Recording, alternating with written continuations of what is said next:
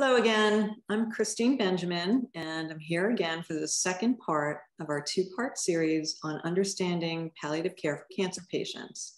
I'm here with Dr. Josef Hannah, Palliative Medical Doctor at Stanford Health Care, and Ilene Kaminsky, patient advocate, Healing Circles practitioner, writer, and blogger at cancerbus.com. And I think we have a new participant, Ilene's cat, Simon, who loves Zoom apparently. So welcome, Simon. We're going to dive right into a second set of questions. Questions have come in from patients all across the country. And I'll just go ahead and start with question number one. Can you talk about some of the issues that palliative care can help with? So I think we talked a lot so far about pain. Ilene, you talked about some other issues as well, but maybe you can talk about some of the issues other than pain that palliative care can help with. I've been helped on oh, look at your dog too. I've been helped on a number of things by palliative medicine, supportive care over time, including fatigue, including appetite, including terrible constipation, which has caused me to go into the hospital twice or 3 times. Now, with diabetes caused by PICRA, well, I have the PIK3CA mutation and I'm on PICRA, and it's notorious for causing diabetes, to my appetite going into the toilet, to being on things like, steroids for Taxol and the side effects of those things. So it's not just pain, and pain is a subset. And if we looked at the spectrum of it all, it's my mental health, my physical health, aside from the cancer, but what the drugs that help my cancer cause in terms of side effects, managing those things, and then managing the cancer itself and its side effects on my life, which is my partnership, my marriage, my, family and caregivers and so on and so forth. So it really does run the spectrum. Yeah, and to piggyback off of Ilene's sharing, a thing that particularly when I'm first getting to know folks that we screen for is way more than just pain symptoms. In fact, sometimes I surprise people that I meet for the first time in clinic where say, sometimes somebody will comment, yeah, this is a lot, but thank God I'm not in pain. And I say, it's surprising to a lot of people. We often associate having cancer with pain, but believe it or not, a lot of times cancer, in living with cancer, has a lot of other impacts on our lives that have nothing to do with pain. And the things that I hear the most in terms of what impacts people's quality of life living with cancer, whether it comes from the cancer, its treatments, or sometimes you can't tell which one it is, which one is actually impacting my quality of life more, is the top two things I see people struggle with and need support in is appetite. We know that cancer and its treatments affect appetite, and energy, fatigue, and sleep, and that whole spectrum. And so we try to support people in cancer-related fatigue, managing that as best as we can, their appetite, their relationship to food. It is so common that, and we talked about it in the break of, and this is where bringing in your caregiving support, whether it's a spouse, a child, a parent, a partner, a friend, there is such a normal dynamic where the person living with the illness struggles with appetite. The relationship to food has dramatically changed, whether it's how much they want to eat, their taste buds changing, a thing that they love to eat no longer tastes the same, is normalizing that. And then what do we do about it?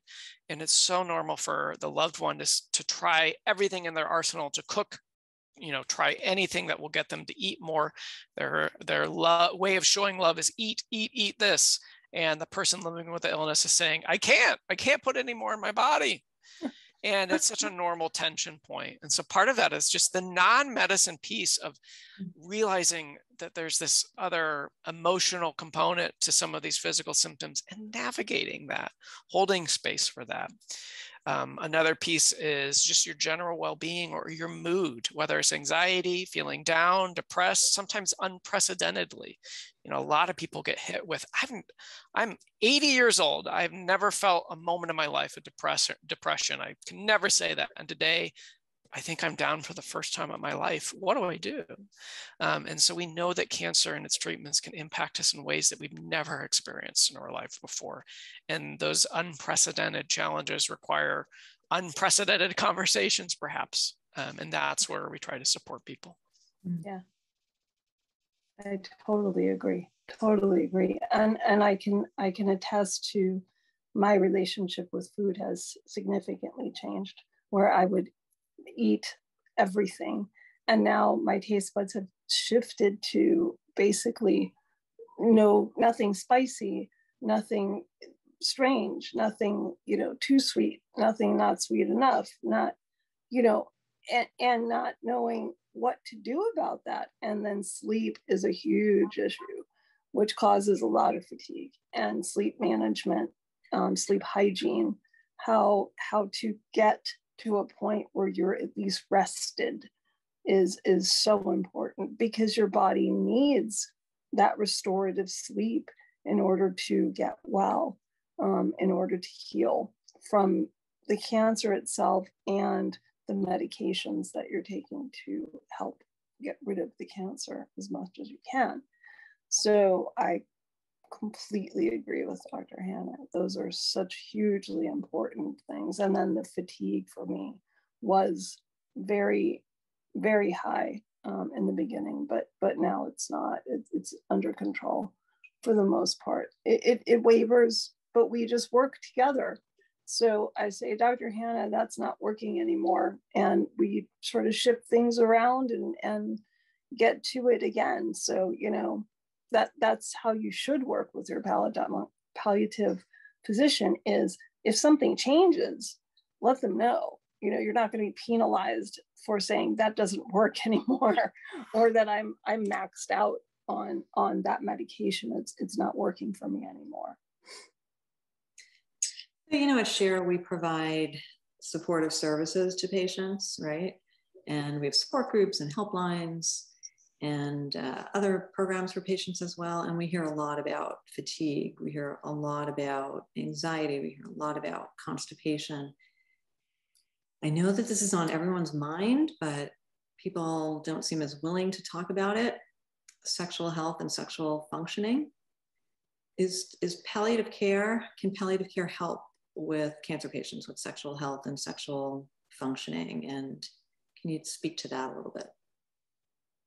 Yeah, absolutely. That is, we try to meet patients where they are and what's most important to them. And time is really our biggest kind of limitation in how we can support people. And, I think sadly, sexual health and intimacy with, your loved ones, your partners, often gets pushed aside.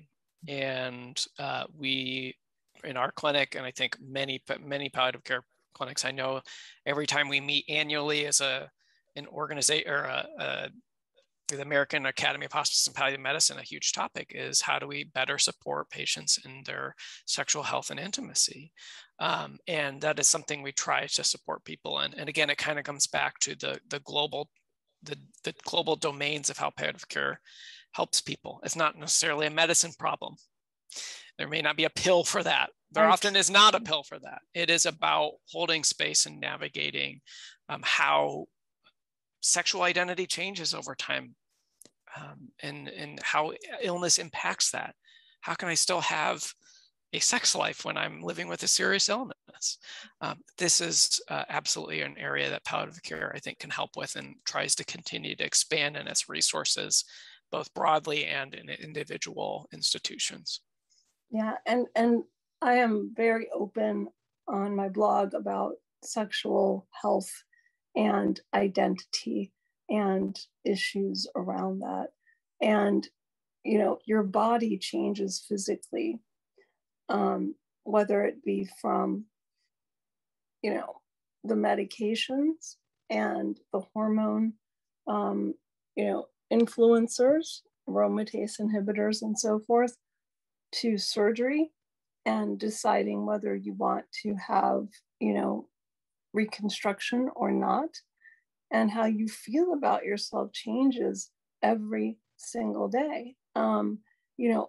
Sometimes pain gets in the way, sometimes fatigue gets in the way, sometimes anxiety gets in the way, sometimes mood gets in the way. Sometimes you just generally don't feel very good. For instance, I'm full of, lymphatic fluid in my abdomen, I really don't feel like having sex, honestly. And, my partner has to be sympathetic at least, and not get angry. And I think that there's a dynamic that you have to strike, that you could get at least some guidance from your supportive services physician, your palliative physician, on how to have those conversations. Because it's not on that form that stupid form that you fill out, that's the 1 through 5 thing, like, how is your pain today, 1 through 5, where, which pain, how is your sex life going, is not on that form. And so it's not front of mind when you go and talk to your physician, or when you have a telemedicine visit. And I would hope that telemedicine would put enough of a barrier of less embarrassment to talk about those things, because it's really hard in person sometimes as well to bring those things up, I think. But it's so important, because we change so much, our bodies change so much, our minds change so much, and it affects our relationships with our partners so much that it can even lead to divorce or worse. Being alone in a relationship is a terrible place to be. So I highly suggest that if you are having issues with sexuality, don't be embarrassed, especially with a gynecological cancer. There are also the physical aspects of that. So with things like, pain and dryness and so forth. And there are things that can be done for that. So don't be afraid to ask. It's not embarrassing to me, but I was brought up that way. I was from a household that everybody walked around in the nude and nobody was afraid of the human body. And it was the most natural thing in the world. But my father was a hippie. So there you go. So, that is not something unusual for me. But I know for some people it's very embarrassing and it's a taboo subject. But in this case, don't wait until it's too late. Yeah, really important. Dr. Hannah, anything else to add?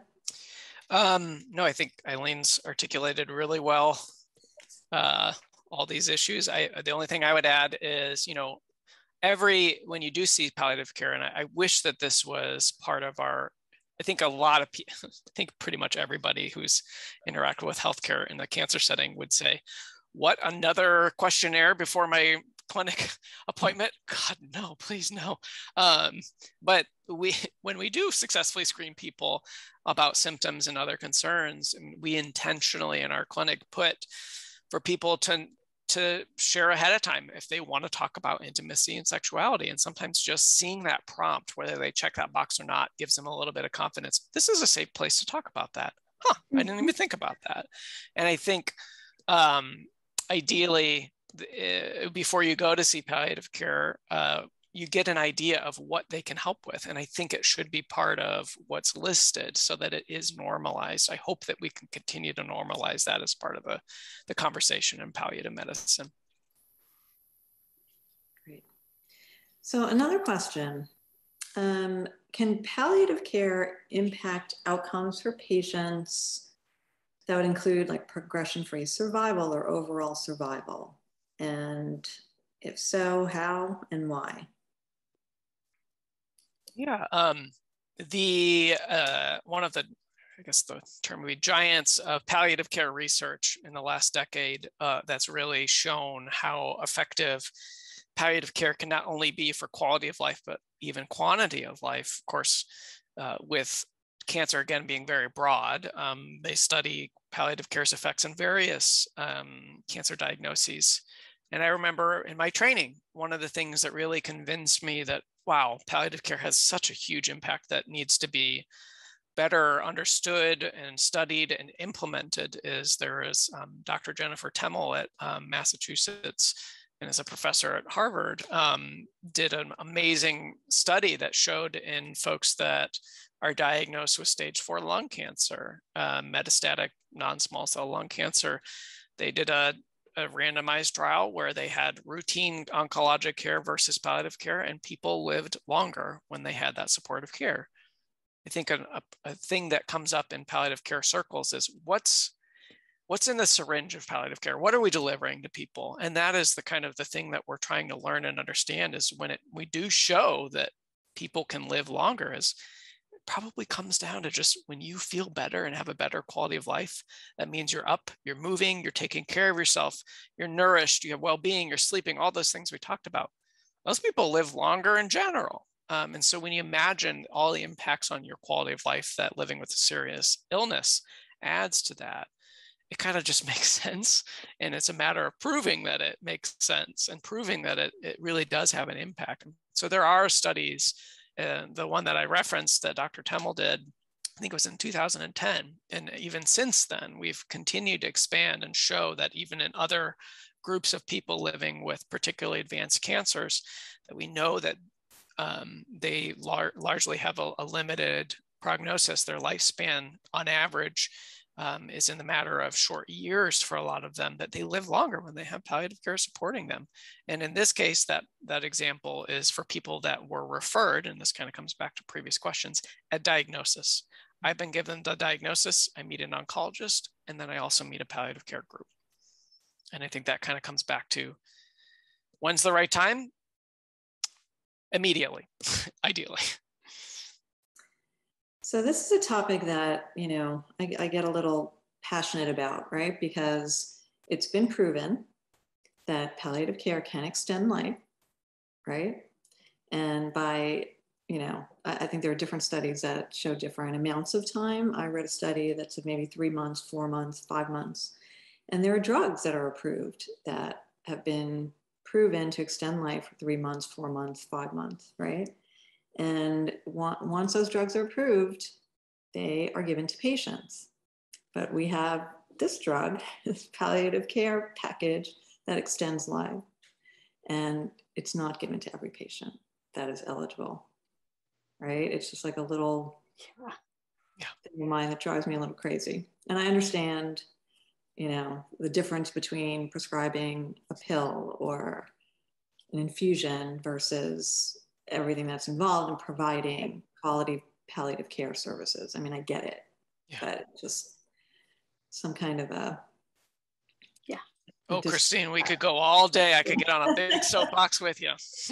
And I would be on it with you guys as well. I'm constantly beating the drum, constantly out there, giving public relations to it, constantly out there. If I've been helped in a specific way, I will write about it and make sure that people understand it. On the Share Monday night NBC support call, we talk about palliative care quite a bit. Several people had not even known about it, and then were helped significantly because we brought it up and talked about it. And so any chance I get, I am beating that drum. Unfortunately, when I was well enough to go to ASCO and also to San Antonio, COVID hit. And that's something too that I think has been a hugely impactful problem for cancer patients, especially terminal cancer patients, because we are not able to access things like clinical trials and go to the office and see our doctors as often or at all in some cases. And we are living in a doubly uncertain time, and we are doubly isolated. And so palliative care right now is more important than ever before, especially because we're in this situation that has absolutely changed our lives for the worse and made things way more difficult. So if there was ever a time to give the Soapbox a chance to work for palliative care, it's right now. Thanks, Ilene, for that. Mm-hmm. So what about, we talked about some of the barriers that exist, right? I'm wondering if, from your point of view, do you find that oncologists might be reluctant to refer patients to palliative care? Yeah, I think that is absolutely the kind of the piece of comparing a drug that's shown to extend survival versus a team of people. Is this medicine still a human experience? And that includes your treating oncologists. I am so thankful for many, many, many wonderful working relationships with oncologists.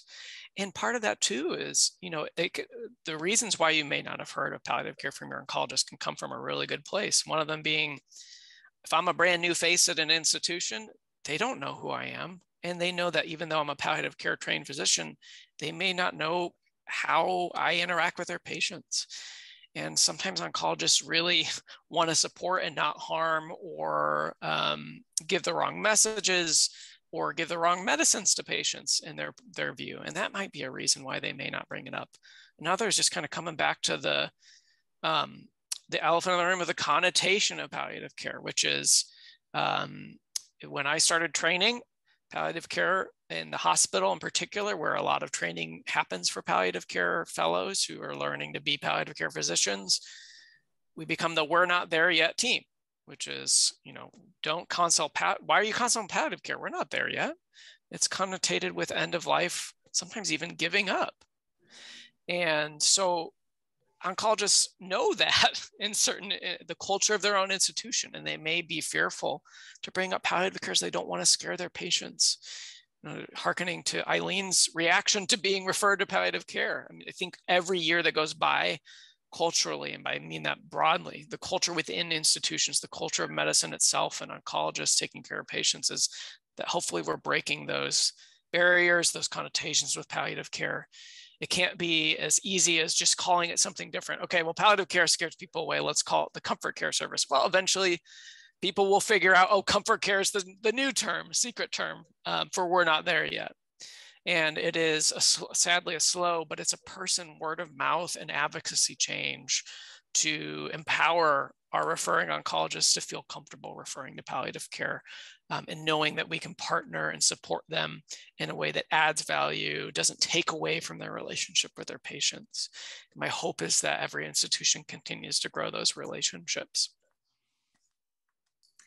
And you have one amazing advocate here with you who Absolutely has a platform in which she advocates for palliative care every chance she gets. So Ilene, thank you so much for educating patients about palliative care, for educating doctors and practitioners and other advocates about palliative care. Dr. Hannah, thank you so much for the work that you do.